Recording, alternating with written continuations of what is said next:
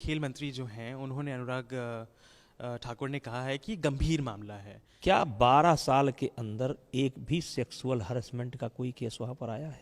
हो सकता है उनके पास कुछ एविडेंस होगा, इसलिए वो लोग बाहर सामने आके इस तरीके की बातें कर रहे हैं। मैंने तो बता दिया, मेरे खिलाफ साजिश है, राजनीतिक साजिश है, क्योंकि देश में इस समय मेरा कद बढ़ रहा था।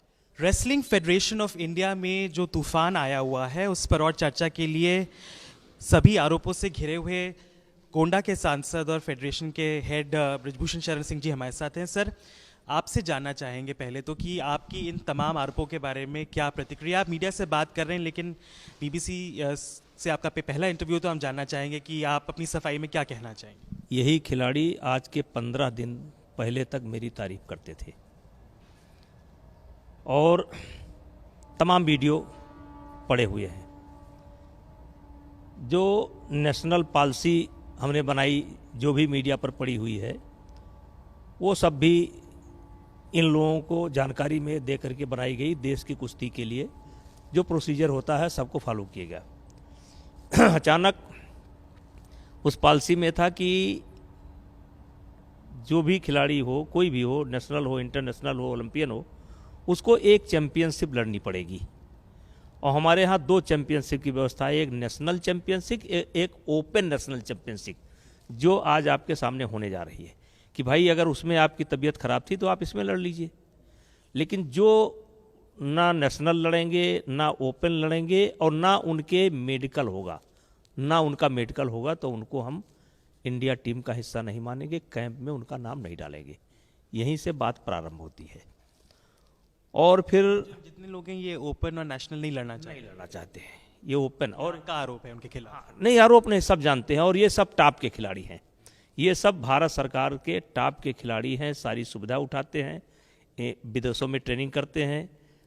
ये इंडिया में लड़ने के नाम पर हट जाते हैं और जब बाहर कोई टूर्नामेंट होता है इनकी तबीयत ठीक हो जाती है और तुरंत ये कहते हैं कि मैं सीनियर खिलाड़ी हूँ, मैं ओलंपियन हूँ, मेरा वर्ल्ड में मेडल है, मेरा ट्रायल भी ना कराया जाए।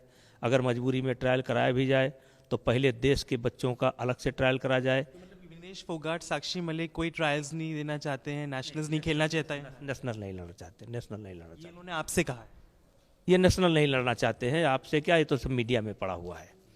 तो और ये आपका कहना है कि ये उसकी भड़ास है, ये जो निकल रही है। नहीं, इसके भड़ास तो ये है, लेकिन ये आंदोलन जो है इसको एक तरीके से, ये एक उद्योगपति हैं, बड़े, बहुत बड़े उद्योगपति हैं। कौन है सर? नाम नहीं लूँगा अभी। एक बहुत बड़े उद्योगपति हैं। और फिर आपने देखा होगा कि नरसिंह यादव और सुशील का एक प्रकरण आया था और उस समय में दिल्ली के एक आध बड़े अखाड़े हैं, बड़े अखाड़े के उस्ताद हैं, वो लोग बहुत नाराज़ हुए और इसमें आ गए हुड्डा साहब, दीपेंद्र हुड्डा। एक तो कांग्रेस के नाते, क्योंकि हरियाणा में चुनाव आ रहा है तो मैं बीजेपी का सांसद हूँ, हमला करेंगे तो खिलाड़ियों का सपोर्ट मिलेगा और खिलाड़ी वहाँ के राजनीति में बहुत दखल रखते हैं। और 2012 में मैंने हुड्डा साहब को ही हरा करके इस पद को लिया था और तब से आज तक मैं निर्विरोध चुनाव निर्विरोध होता हुआ आया हूँ। और अभी हरियाणा रेसलिंग फेडरेशन के अध्यक्ष थे दीपेंद्र हुड्डा जी, जो 6 महीना पहले कुछ अनियमितता के कारण उनकी फेडरेशन भंग कर दी गई और कानूनी प्रक्रिया को पूरी करते हुए वहाँ पर चुनाव हुआ। आपका कहना ये मतलब है कि क्या ये उसका बदला लिया जा रहा है आपसे? आपका ये आरोप है? क्या आरोप है आपका? देखिए, इसमें 3 बड़ी शक्तियां काम कर रही हैं। एक दीपेंद्र हुड्डा, आप प्रियंका जी का भी ट्वीट पढ़ लीजिए। प्रियंका गांधी? प्रियंका गांधी जी, हाँ, प्रियंका गांधी जी का ट्वीट पढ़ लीजिए। आपको आपसे पूछना चाहूँगा क्योंकि खेल मंत्री जो हैं उन्होंने अनुराग ठाकुर ने कहा है कि गंभीर मामला है, तो ये गंभीर मामला है, इसमें क्या आप चाहते हैं कि जांच हो जाए? क्योंकि विनेश फोगाट प्रेस कॉन्फ्रेंस में कह रही हैं कि अगर उनको और उकसाया गया तो उनको जेल में भी डलवाएंगे, मतलब आपको जेल में डलवाएंगे, या इस तरीके के बयान उन लोगों की तरफ से आ रहे हैं। तो ये एथलीट शायद अपना करियर भी दांव पे लगाकर इस तरीके का कदम उठा रहे हैं। देखिए,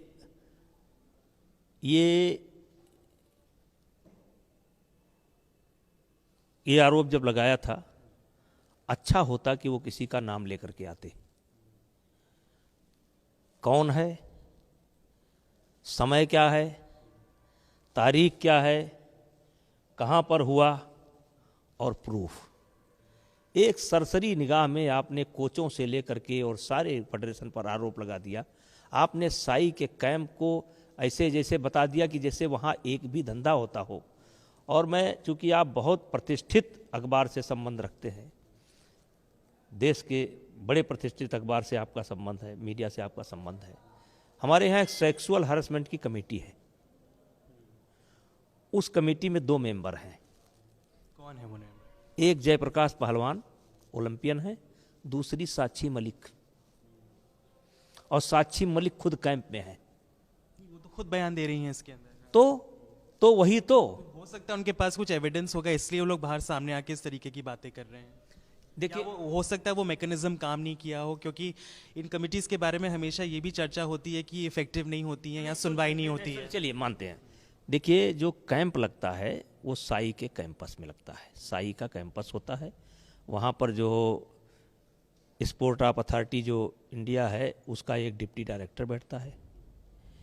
क्या 12 साल के अंदर एक भी सेक्सुअल हरासमेंट का कोई केस वहाँ पर आया है? क्या वहाँ पर कोई कंप्लेंट हुई है? लेकिन सर, अगर नहीं आया तो इसका मतलब ये नहीं है कि नहीं आ सकता है। अगर आया है तो उसकी जांच हो जानी चाहिए। अगर कोई आरोप लगा रहा है सार्वजनिक तौर पे, जंतर मंतर पे प्रेस कॉन्फ्रेंस हो रही है। आप मेरी बात छीन रहे हैं। जिसे कहने का मतलब एक भी जैसे 10-12 साल हो गया, एक भी कंप्लेंट नहीं आई है। और अभी 15 दिन तक पहले कोई कंप्लेंट नहीं है। और इधर 6 महीने से लगातार कैंप बंद है। 6 महीने से लगातार कैंप बंद है। तो अगर कोई कंप्लेंट थी तो उनके पास जा सकती थी, खेल मंत्रालय के पास जा सकती थी, पुलिस के पास जा सकती थी, साई के पास जा सकती थी, मीडिया के पास जा सकती थी, कहीं तो जा सकती थी। ये 10-15 दिन के अंदर ही क्यों ऐसा निकल करके आया? आपकी समझ में क्यों निकल के आया 10-15 दिन? मैंने तो बता दिया, मेरे खिलाफ साजिश है, राजनीतिक साजिश है। क्योंकि देश में इस समय मेरा कद बढ़ रहा था। अभी महाराष्ट्र में मैं गया था, लाखों लोगों ने मेरा स्वागत किया था। मेरे जन्मदिन पर 2.5 लाख लोग यहाँ पर आए थे। इसी जगह पर 2.5 लाख लोग आए थे। तिल रखने की जगह नहीं है। देश के कोने कोने से मेरे प्रोग्राम मांगे जा रहे थे। आज मेरा देवरिया में प्रोग्राम था, परसों मेरा शाहजहांपुर में प्रोग्राम था, अगर उसके बाद मेरा जौनपुर में प्रोग्राम था, इसके बाद में मेरा बंगलौर में प्रोग्राम था। देश में मेरे प्रोग्राम मांगे जा रहे थे। और मेरे प्रोग्राम में आदमी इकट्ठा नहीं करना पड़ता है, 10-20-50 हज़ार आदमी वैसे इकट्ठा हो जाते हैं। तो हर आदमी के दुश्मन होते हैं। और इसमें मुख्य साजिश जो है कांग्रेस की है, एक उद्योगपति का हाथ है। और जो अखाड़े इन्वॉल्व थे सुशील और यादव प्रकरण में, वो अखाड़े और देश का आप मान करके चलिए कि सवाल करने का हक मुझे नहीं है, क्योंकि मैं स्वयं घेरे में हूँ। लेकिन इनके आंदोलन को क्या मिजोरम ने सपोर्ट किया? क्या नागालैंड के बच्चे ने सपोर्ट किया? क्या आसाम के बच्चे ने सपोर्ट किया? तो कह रहे हैं मंच से कि तमाम जगह के बच्चों का फोन आ रहा है, एथलीट्स का फोन आ रहा है कि हमारी भी पीड़ा है, हमारी भी पीड़ा है। मीडिया पर ले आओ ना, मीडिया पर ले आओ ना। बच्चे तो वीडियो बना करके डाल रहे हैं। महाराष्ट्र के बच्चे वीडियो बना करके डाल रहे हैं, साउथ के बच्चे वीडियो बना करके डाल रहे हैं, हर प्रदेश के बच्चे डाल रहे हैं। जिनके साथ हुआ वो वीडियो तो डाल सकते हैं, ऑडियो तो डाल सकते हैं। सर, स्पोर्टिंग एसोसिएशंस में कई बार ऐसा नहीं कि पहले कोई स्कैंडल्स नहीं हुए हैं, लेकिन जब भी अंतर्राष्ट्रीय स्तर पे भी जब स्कैंडल्स होते हैं या आरोप लगते हैं, तो जो उस पद पे आसीन लोग होते हैं, और आप पे भी आरोप लग रहे हैं, तो आपको लगता है कि आपको इस्तीफा देके मेरे ऊपर कहाँ आरोप लगा है? आपकी मेरे ऊपर कोई आरोप नहीं लगा। मेरे ऊपर कोई आरोप नहीं लगा। मेरे ऊपर ये कहा जा रहा है कि हम लगा देंगे।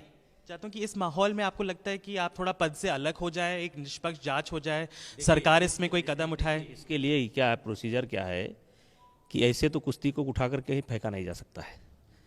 हमने अपनी जनरल बॉडी और एजुकेटिव बॉडी की बैठक परसों 22 तारीख को बुलाई है। नेशनल तो मेरा पहले से तय था, लेकिन इमरजेंसी में मैंने एक बैठक कॉल की है।